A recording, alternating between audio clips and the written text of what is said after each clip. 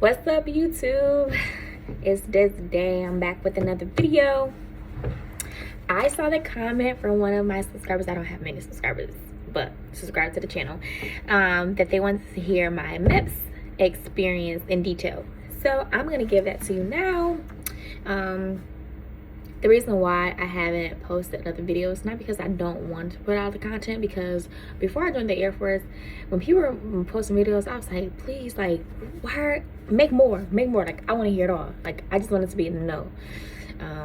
So I don't want to be that person. I want to put it out there. But the reason why I wasn't posting videos or haven't recorded anything is because I have a roommate now.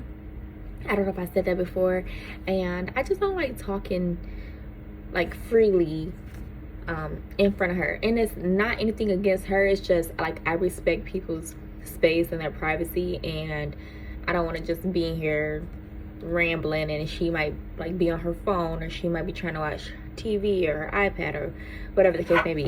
But okay, so enough of me rambling. Let me get into my Meps experience. So I did Meps in Las Vegas, Nevada, and I did not stay overnight or anything.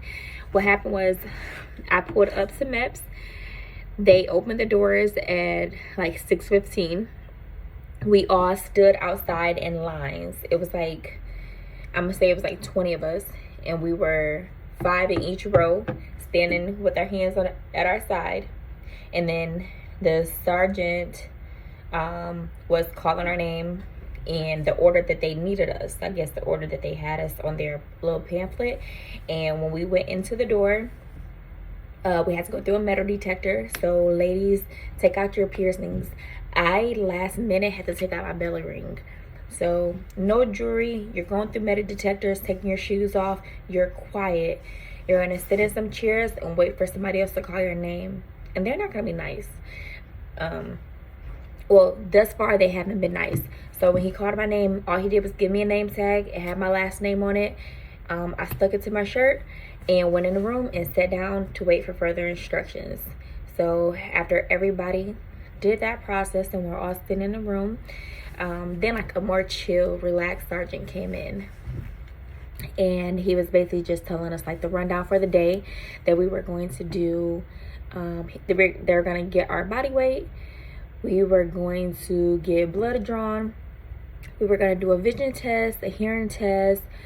We were going to be reading, like they have us read a script.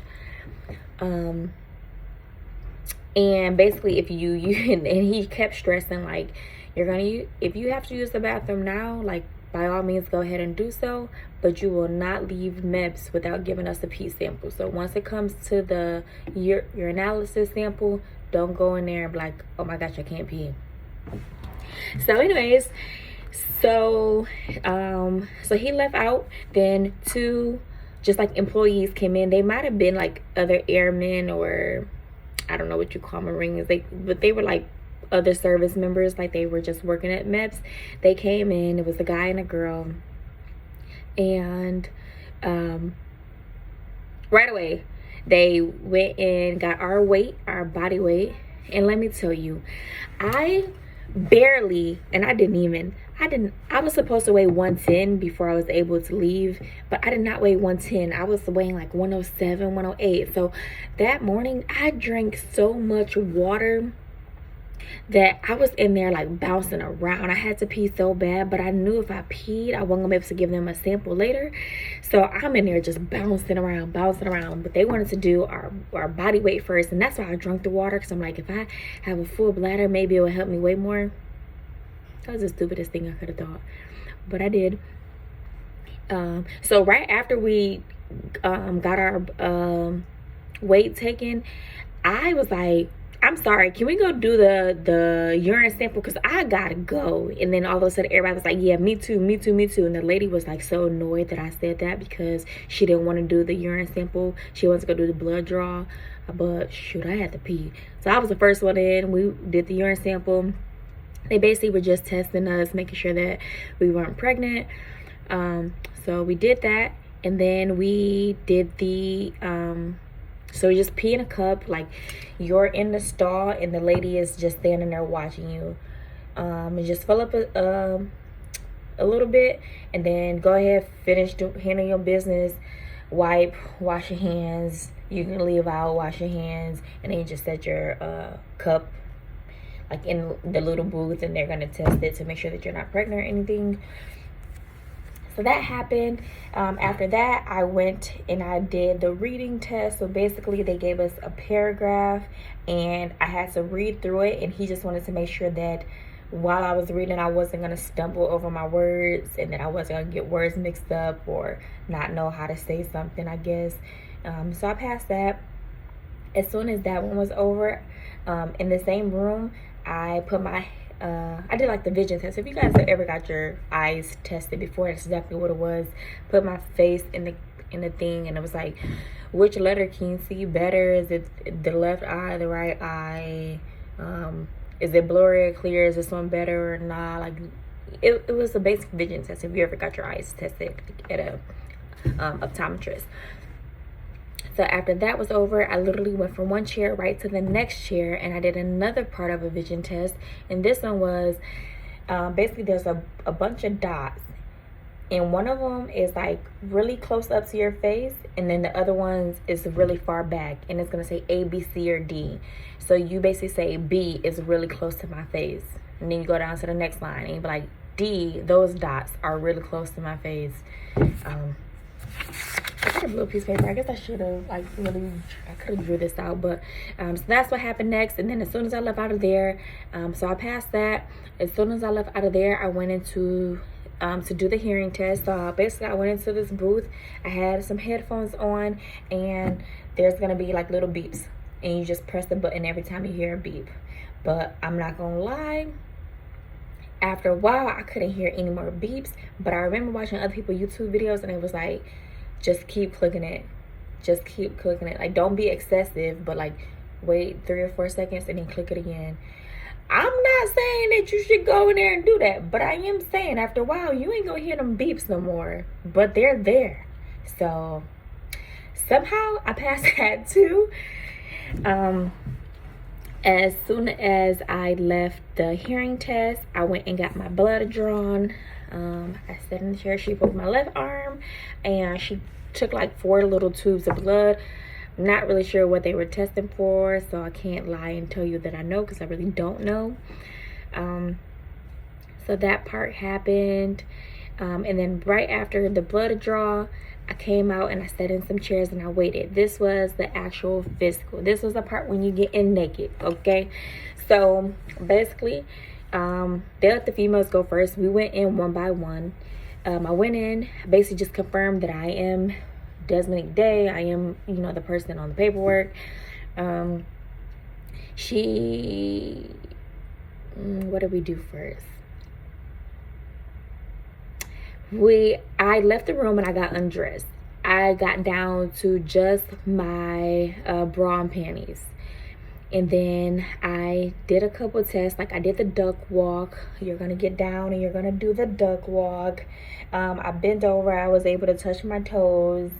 I was able to do a squat. That was it for that part. Then you got real naked. You took off your bra. You took off your panties. She felt your breasts. Made sure that there was no lumps. Nothing too crazy. And then she's gonna make you lay on your back and bring your knees to your chest. Okay, I'm not gonna do this, so this is like really weird. But basically, you're laying on your back and you have to bring your knees to your chest, and she's looking down there. Okay? So that part was like, if you're ever uncomfortable or okay, so she checked that. That was good. And then she was like, okay, cool, you can get back dressed. Oh no, and then before I got dressed, while I was still completely naked, she just like checked over my body. She wasn't like, oh my gosh, let me look at you, but she just like did a brief look to make sure that I didn't have like any scars or bruises that I didn't already tell them about. Like, for instance, and I'm not gonna put her name out there, but there was another girl that did Meps, and she had cut marks, but she had them on her thighs, and she didn't tell her recruiter about them. But while she was completely naked, they saw the scars, and they had a conversation. I'm I wasn't part of the conversation. It's not my business to say. So whatever, take that for as you will. And after that, I got back dressed. I was able to go back into the classroom that we originally first had started in when we had the cool sergeant come through. And I ate lunch. It was like a sub sandwich, some chips, cookies, and a bottle of water. That's exactly what it was. And I sat there until everybody was finished. You remember, we started with about 20 people. When everybody was finished doing all of their testing, doing the same cycle of testing that I had just went through, then we all went back in that room. And then there was another guy that started calling us out one by one to do our fingerprints.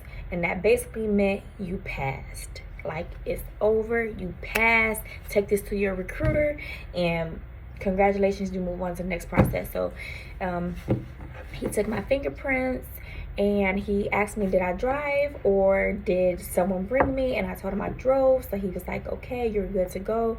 Make sure you call your recruiter.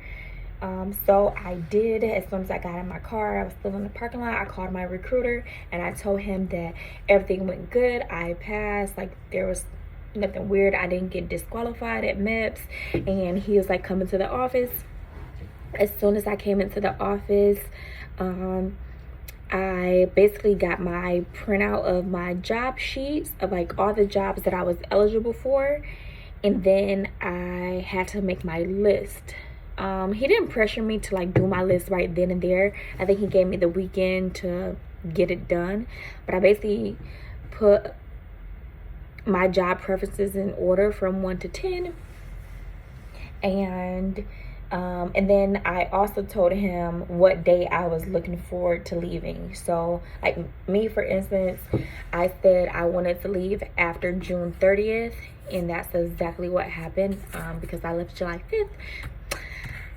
So that was good. And then yeah, that was it. It was real. Now I was like, nothing was stopping you. I mean, you could still change your mind, but at this point I was like, man, MEPS is over. Like, this is it.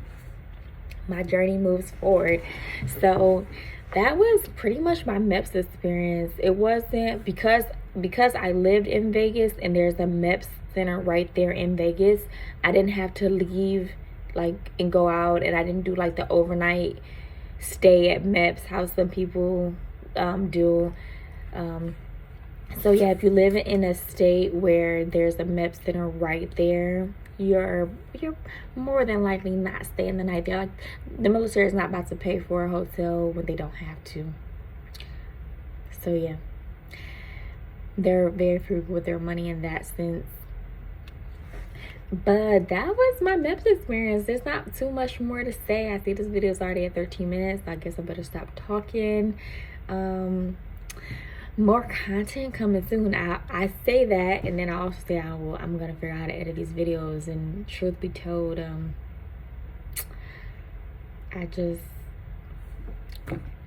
yeah. I mean, it is what it is. I'm a realist though, so I'll figure it out one day. But I'm not making no promises. Like, it is what it is. It's the raw, uncut. So yeah, I'm getting ready to graduate. So I'm going home. Like, I'm so happy. But this ain't what this video is about. So let me end this video here. Shout out to my subscriber who asked me for this MEPS video. Thank you, girl. So if you have any more video ideas, or if you want to know something specific, or if you just have a question about my MEPS experience or what to look forward to if I didn't already answer it, girl, comment below. I see the comments. I check it often. I stay on YouTube. So yeah, let me know. Thank you. You guys have a great night or great morning. I don't know when you'll see this, but peace out.